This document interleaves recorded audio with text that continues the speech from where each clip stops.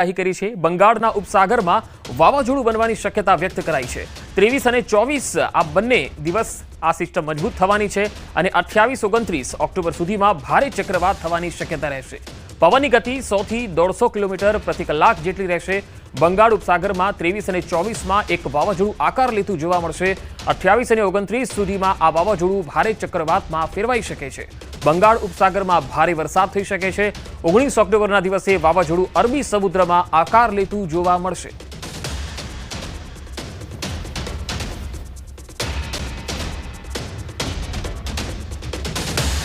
અરબ સાગરમાં તારીખ 19મી ઓક્ટોબરથી એક સિસ્ટમ મજબૂત બનશે।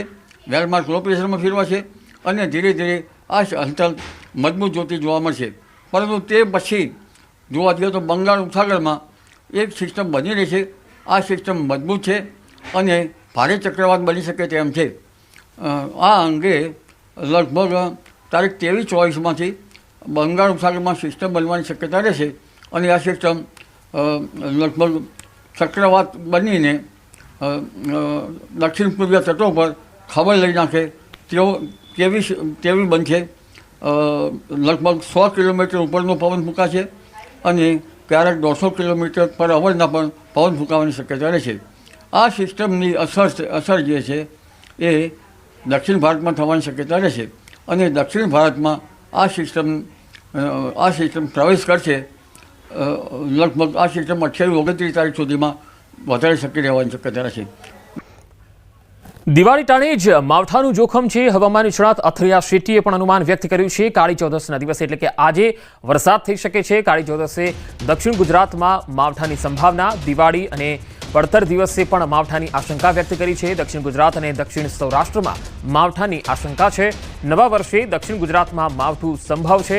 ભાઈબીજના દિવસે પણ દક્ષિણ ગુજરાતમાં માવઠાની આશંકા વ્યક્ત કરી।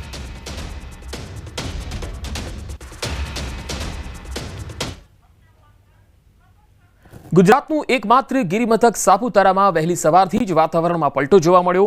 સાપુતારા ખાતે વહેલી સવારથી જ ધીમી ધારે વરસાદ વરસ્યો। સાપુતારા ખાતે વરસાદ પડતા થંડરસ્ટોર્મ જેવો માહોલ સર્જાયો। પ્રવાસીઓમાં ખુશીનો માહોલ છે તો બીજી તરફ ખેડૂતોની ચિંતા વધી છે। તો ડાંગમાં સાપુતારામાં હાલ વાતાવરણ ખીલી ઉઠ્યું છે। વાતાવરણમાં અચાનક પલટો આવ્યો। વરસાદ કેટલાક વિસ્તારોમાં પડ્યો। ધીમી ધારે વરસાદ પડવાથી વાતાવરણ ખુશનુમા બની ગયું છે। જે પ્રવાસીઓ અહીંયા ફરવા આવ્યા છે તેમના પણ આનંદ છવાઈ ગયો।